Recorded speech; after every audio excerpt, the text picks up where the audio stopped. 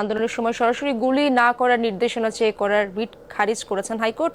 এখন রিটকারী আইনজীবীরা কথা বলছেন, আমরা সরাসরি তাদের কথা শুনতে চাই।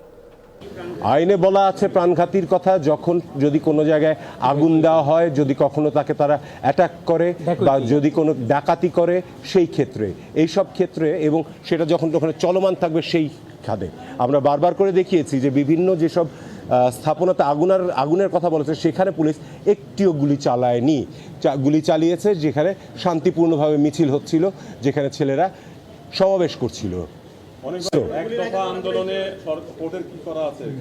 এক দফা আন্দোলনের বিষয় এটা রাজনৈতিক ব্যাপার, আদালতেরও কিছু করার নেই, আমরা ওই বিষয়ে কোনো কথা বলছি না। আমরা এখানেও নেই।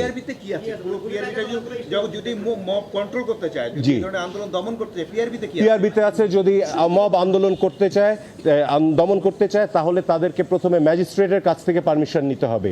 ম্যাজিস্ট্রেট যদি না পাওয়া যায় তাহলে সর্বোচ্চ যে ওখানকার যে সর্বোচ্চ পুলিশ অফিসার রয়েছেন পদমর্যাদার, তার কাছ থেকে পারমিশন নিতে হবে।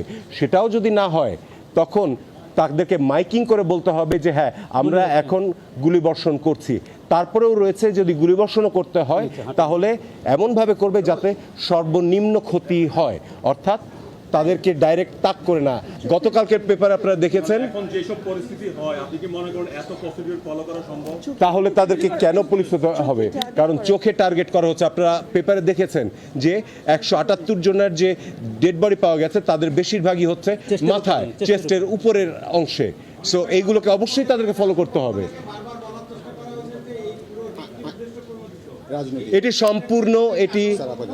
এটি সম্পূর্ণ ভুল একটি কথা।